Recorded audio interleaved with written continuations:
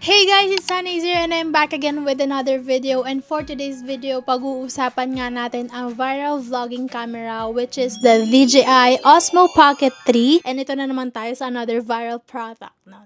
Talaga naman. Marami na ako nabudol sa camera na to without context, so pinapakita ko lang yung pictures, videos, and nabubudol sila.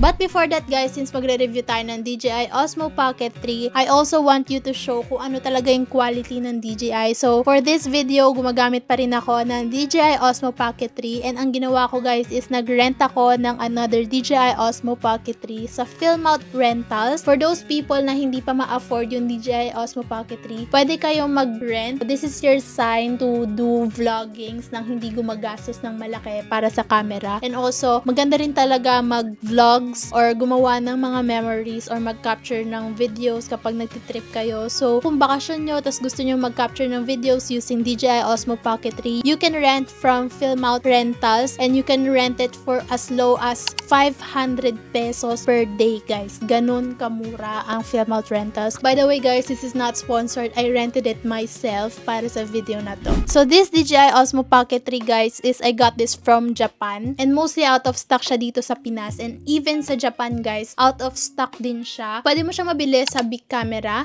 Ideon, tsaka sa Yodobashi. So 3 months na nga sa akin tong DJI Osmo Pocket 3, and nadala ko na siya sa iba't ibang places.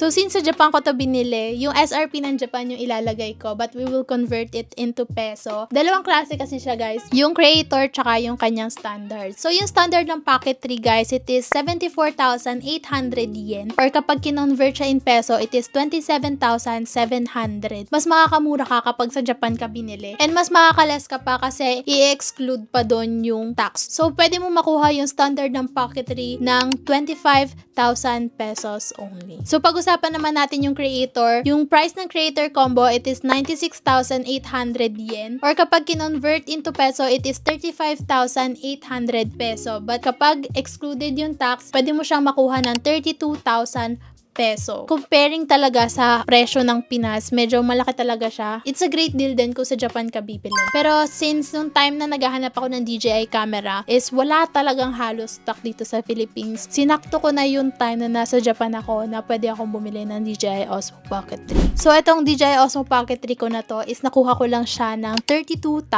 peso. But syempre guys, without SD card pa yon. So, need mo pang bumili ng SD card. For my SD card, ang akin is yung SanDisk, ito. And it should be readable by 4K resolution. Since nabili ko yung DJI Osmo Pocket 3 ko in Creator Combo, ano nga ba yung pinagkaiba ng standard sa Creator Combo? So, ang pinagkaiba lang naman talaga niya is yung kanyang mga accessories. In this video, papakita ko sa inyo kung ano yung meron sa standard, tsaka ano rin yung meron sa Creator Combo. So, for the standard, kung standard lang bibili nyo, syempre, meron kayo nung mismong camera. Tapos, meron din kayo nitong protective case. Ito yung protective case. So, ayan siya. Ilalagay mo lang dito yung camera. And, ayan na siya. Parang case niya para hindi siya, masira, ganun. And, itong protective case, guys, is marami siyang purpose. And, pwede mo siyang malagay dito. Yung mic. Ayan. Meron siyang lagayin mismo dyan ng mic. And, ayan. Pwede mo na siyang maging ganito. Gantong purpose yung, protective case. And also, dun sa loob ng mismong protective case, meron din siyang lagayan ng kanyang mga lens. Ito, tapos dito yung mist. Ito yung kanyang sa wide lens. Ayan, dyan mo siya ilalagay dito sa may loob. Pero mamaya natin pag-usapan yung mic and lens. So, ang next na meron sa standard combo is yung screw handle. Ito yung screw handle. Ayan. Ganyan yung itsura niya. So, ang purpose lang naman ito is for the other accessories na pwede mong ikabit sa DJI Osmo Pocket 3 mo. In my normal camera, guys, meron din talagang screw dyan para ilagay mo sa tripod. Syempre, ganun din sa DJI Osmo Pocket 3. Sa mismong camera, wala siya ng screw. So, pwede mong ilagay tong screw handle dito para magkaroon na siya ng screw, and pwede mo siyang malagay sa mga tripod, kahit saan pang any other accessories. Actually, hindi lang sa tripod. Madami pang accessories na pwede mong bilhin para mas ma-maximize mo yung features ng DJI Osmo Pocket 3. So, paano gamitin tong screw handle? So, what you should do is pindutin mo lang siya dyan, tapos mag-open na siya. open mo lang yon and then kakabit mo lang dun sa may charging port ng Pocket 3. And ayun na. Along with that, meron ding wrist strap para hawak mo yung DJI Osmo Pocket 3. Hindi ko siya nilalagay eh. And also sa standard ng Pocket 3, kasama na rin yung Type-C charger niya. Ito, ayan. And actually guys, mabilis mag-charge ang DJI Osmo Pocket 3. Like 30 minutes to 1 hour, full charge na agad siya. So yun lang yung meron sa standard. And ngayon naman pag-uusapan natin yung meron sa Creator Combo. So sa Creator Combo, medyo mas madaming accessories na included. Kung ano yung meron sa standard, meron din siya sa Creator Combo. So idadagdag na lang natin yung mga nadagdag dun sa Creator Combo. Number 1 ito, battery handle. Para siyang screw handle, pero meron siyang battery. Para siyang battery pack. Like, parang power bank na you can bring it and para i-charge din yung DJI Osmo Pocket 3. So, mas malaki lang siya ng konti dun sa screw handle. Ayan. So, kunyari, low-bat yung iyong DJI Osmo Pocket 3 but you're still using it. Pwede mo ma-charge yung Pocket 3 habang gamit mo siya. So, ganun lang din siya gamitin. Ayan. Medyo mas lumaki lang siya ng konti. Tingnan. Parehas lang siya gamitin. Pipindutin mo lang ulit dito. Ayan na, magcha-charge na yung mismong DJI Osmo Pocket 3. Also, makikita mo na rin yung battery status ng battery handle niya and yung DJI Osmo Pocket 3. Ito palang battery handle guys is meron din siyang battery status kahit hindi mo siya ilagay dun sa Pocket 3. Meron siyang ilaw which is green, yellow, and red. Also, kasama dun sa Creator Combo is yung kanyang mini tripod. As I said, yung screw handle or kaya yung battery handle, parang replacement lang din siya ng screw handle. Ayan. Na para mag-stand siya. So, ganun lang. And ayan, meron ka ng DJI Osmo Pocket 3 na nakatayo. And also guys, since pinakita ko na kanina yung wide lens, dun sa Creator Combo, kasama yung wide lens. Ayan siya. Pwede mo siyang palitan yung lens niya. So, ang gagawin mo lang is ito yung kanyang wide lens and ikakabit mo lang siya dun sa may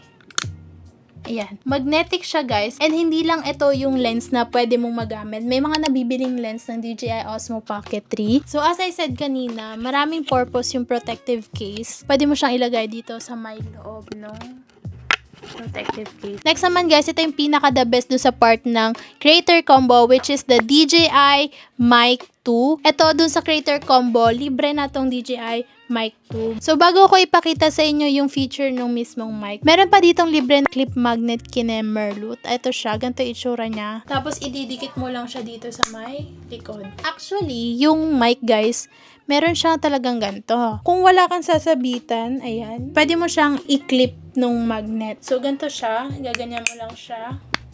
Ayan. So, pwede mo na siyang madala-dala ng ganyan yung mic mo. And very safe siya guys kasi sobrang higpit ng magnet. So, ngayon papakita naman natin yung feature ng DJI Mic 2. So, ito siya. Maliit lang siya guys compared to the other mic. And dun sa Creator Combo, kasama na rin yung kanyang Cat Kinemberlu. Ayan. So, ito is for reducing the noise na marireceive niya. Ayan. So, ganito yung mismong pinaka-itsura ng DJI Mic 2. So, ayan, as I said, nakiklip siya. So, itong Mic 2 na to is meron siyang 3 pindutan. Ito yung on-off and ito naman yung shutter.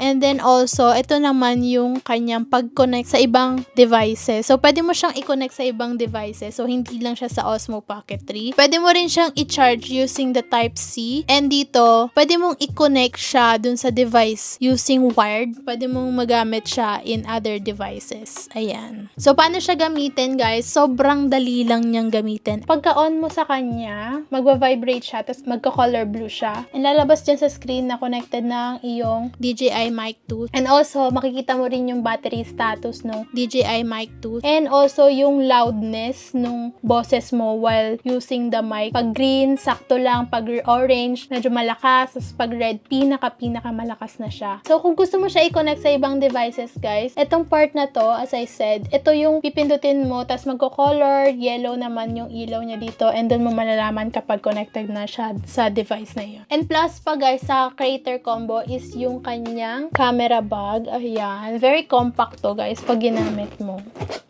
Ayan. So, ganito yung itsura niya. ayos din bumili ng creator combo. Now, let's move on to the camera and tell you what are the pros and cons of this DJI Osmo Pocket 3. Number 1. Compact and portable. So, yung kanyang size, guys, is 5.5 height and then 1 inch wide. So, ganito lang siya. This is my hand. Tas ganito lang siya kalaki. And comparing it to my phone, ayan, ganito lang din siya kalaki. Pero pagdating sa wide, guys, is mas malaki pa din yung cellphone. So, maliit lang siya, guys, and convenient siyang gamitin kasi, ayan, yung pwede mo lang siyang in-hand lang magagamit. And hindi nakakahiyang mag-video, guys. Kasi, ayan, ganyan lang kaliit. Ayan, ganyan lang. Pwede ka na mag-video. And comparing it to a phone, ayan, mas makikita nyo, mas malaki yung phone kapag nag-video, ganyan. And guys, it is also lightweight. Sobrang gaan niya lang siya. Parang pwede mo iganto-ganto. And as I said, guys, it is compact. Lahat ng need mo sa basic camera is nandito na sa DJI Osmo Pocket 3, which also leads to our number 2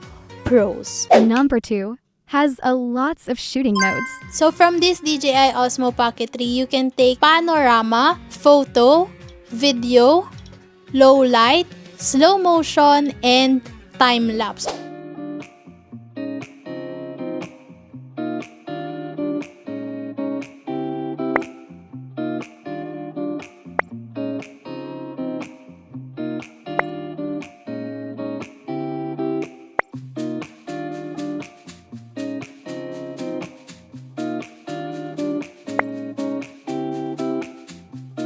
But the best part of the DJI Osmo Pocket 3 is yung kanilang active camera tracking,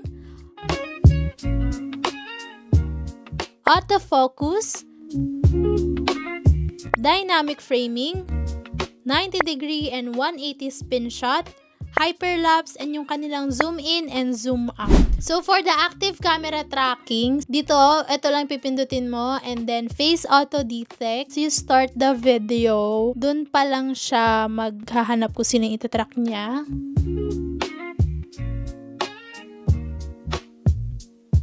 Papakita ko rin for this camera na gamit ko. So start na. Punta ko dito sa kanan. And dito naman sa may kaliwa. For the autofocus naman, for example, papakita ko to. Ayan. Kusa na siyang nagfo-focus. Ito, papakita ko. As you can see. Diba? Ang dali lang niya mag-focus. Hindi mo na kailangan gamitin yung kamay mo. For the 90-degree and 180 spin shot naman, guys, is yung may kailangan kayong montage and mas gusto nyo pa ng kakaibang montage. For the zoom in and zoom out, guys, yung Pocket 3, meron din siyang zoom in and zoom out. So, what you should do is i-slide nyo lang to pataas, ganyan, tas ganyan. Kapag naka 4K resolution, hanggang 2 lang yung kanyang zoom in. Papakita ko pala sa inyo yung wide lens, kung ano itsura nung wide lens sa gamit na camera.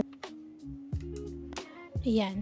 Medyo konti lang yung difference niya, pero kasi nag-wide yung mismong camera. Napaka-wide ng camera na to kasi lahat ng features na yon is nandito sa DJI Osmo Pocket 3. Number 3. Great image and video quality. Nagamit ko na to sa Japan and Boracay, and I must say na maganda talaga yung kanyang quality compared to the other vlogging camera. And if you could watch my Japan vlogs and Boracay vlogs, I'm using a 1080p in 30 fps, pero sobrang ganda na agad ng kanyang quality. Some of these photos I'm showing is a screenshot from the video so nag-Boracay ako, and gamit ko dito is yung DJI Pocket 3. As you can see, guys, very slick and sharp yung kanyang quality. It has a great skin tone and fresh ka dito tignan. Even in night, good quality pa rin siya. So itong Osmo Pocket 3, it has a 1080p resolution up to 4K resolution, and meron din siyang 24 fps up to 60 fps. So guys, meron din pala siyang glamour effects, which is yung pwede mong mapasmoothen yung skin mo, and magagamit mo lang yung glamour effects dun sa may DJI Mimo app. So yung glamour effects niya, pwede ka makapagpa-smoothen,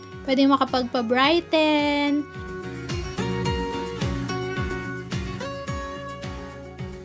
and pwede din makapagpa-slim, and pwede mo rin i-adjust yung laki ng iyong mata. So, pwede mo rin i-adjust yung kanyang exposure, sharpness, and everything. Pwede mong i-adjust yun. But ang medyo balikulang sa kanyang quality or dun sa mga photo and video quality niya is yung kanyang color. Kasi even though I look good, medyo whitewash siyang tignan para sa akin ha. So, what I do is ine-edit ko na lang siya sa video editor. So, ito yung part na walang edit. Ito naman yung may edit. The whole video naka-edit to. Hindi mo lang alam. Number 4. Great stabilization. If you have accessories of DJI Osmo Pocket 3, mas mamamaximize mo talaga yung features niya and mas makikita mo talaga yung kanyang purpose and pwede siya kasing magamit sa kahit saan. Even sa cars, guys, yung mga car videos, ginagamit siya ng mga ibang tao doon as long as meron kang accessories. So, it has gimbal, guys. So, yung kanyang stability is 20 out of 10 talaga. Pero may mga settings yung kanyang gimbal, which is yung gimbal modes. Nandito siya sa settings ng mismong camera. So, meron siyang follow, tilt lock, and then meron ding FPV. So, different video na natin siya pag-uusapan. Number 5. Good audio quality.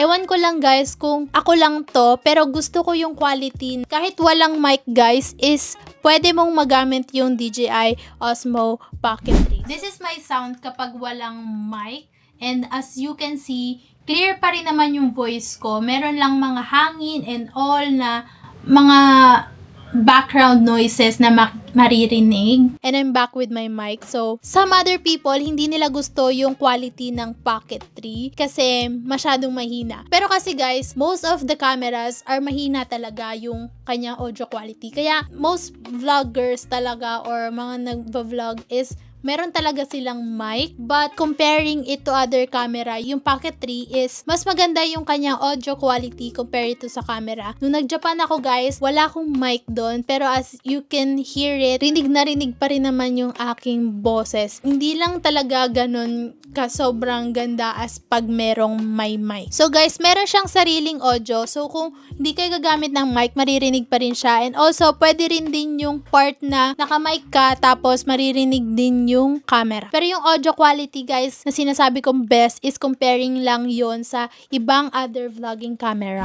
Now, let's move on to the cons of the DJI Osmo Pocket 3. Sinasabi ko na to sa inyo agad guys, para pag binili niyo yung Pocket 3, hindi na kayo masyadong mag-e-expect na merong ganito o walang ganito. Number 1. It is sensitive. So, since maliit siya, and meron siyang gimbal, so parang konting bagsak mo lang siya is parang masisira na siya. Parang yun yung feel mo. Kasi konting galaw lang dito, baka masira na siya. And dahil din lightweight siya, parang andali lang niyang masira yung pinaka-internal niya pag isang bagsak lang. Number 2. It has a non-removable battery. So, conscious sa akin guys, kasi what if masira yung battery, hindi mo na rin pwedeng magamit yung mismong camera. Unlike dito sa ganitong camera guys, is nare-remove yung battery. Ayan. Kung sira na yung battery, pwede mo na lang palitan yung battery and pwede mong magamit ulit yung camera. So, syempre guys, lahat naman ng gadgets, diba, nagde-degrade. Pero kasi dito sa Pocket 3 guys, kung ma-degrade yung battery, hindi mo na rin magagamit yung camera. But the good side there guys is mabilis naman siya mag-charge. So, okay naman as long as maalagaan mo yung kanyang battery and yung maayos yung pag-charge and hindi ka gagamit ng any charging Type-C, charger na Type-C, mas mapapatagal mo pa yung kanyang battery life. Number 3. Small screen for touchscreen. Since yung button niya is dalawa lang, lahat ng settings niya guys is nandito sa mismong pinaka-touchscreen niya. So, dahil maliit yung screen niya guys, kung malaki yung hands mo or yung fingers mo, madali ka magkakamali sa pipindutin mo. So, kunyari, ayusin mo yung pinaka-settings ng mismong camera, mas matatagalan ka kasi nga, ang dami mo pang pipindut-pindutin. Kasi, puro ganun siya, ganyan, para sa settings. Unlike sa mga normal camera, isang pindot mo lang dito, isang pindot mo lang dito, ayun na yung pinaka-settings niya. Although yung small size niya is a pro, but in other way naman, it is also a cons para sa paglagay mo ng settings is mas matatagalan ka pa. Number 4. Not waterproof. Madalas na tanong kapag gamit ko to is kung waterproof ba to. Hindi naman waterproof. Waterproof ba to? Hindi nga. Guys, hindi siya waterproof. Some people think na kapag camera is mas mamamaximize mo yung feature niya kapag waterproof siya. But for me, yung Pocket 3 kasi is hindi siya action cam. Okay lang naman sa kanya na hindi siya maging waterproof. waterproof. Hindi naman lahat ng camera waterproof. May mga specific camera lang talaga na waterproof and yun yung mga katulad ng action camera. So yun lamang yung mga pros and cons niya guys. And as I said guys, kung gusto mong matry ang DJI Osmo Pocket 3 nang wala sa budget or for as low as 500 pesos, pwede kang makapag-rent ng Pocket 3 sa Filmout Rentals. And guys, this is not sponsored but I like their service. That is for this video guys. I hope nabudol ko rin kayo for this DJI Osmo Pocket 3. And kung gusto niyo mo naman makita yung guide kung paano gamitin yung DJI Osmo Pocket 3, see you in my next video. So, may mga Japan travels ako. Kapag hindi nyo pa napapanood, you can check it right here. And ayan, ang hirap tanggalin, te. Yan, okay na. 100/10, ganon. Oh, and guys, this is not sponsored but I like their services. Wow, services. Sa taas, baba. Ang hirap ipakita naman dito sa video na to. Ito naman tayo sa nahirapan. And comparing it to my phone, ayan. And nakita yung phone kong di pinapalitan ng screen protector.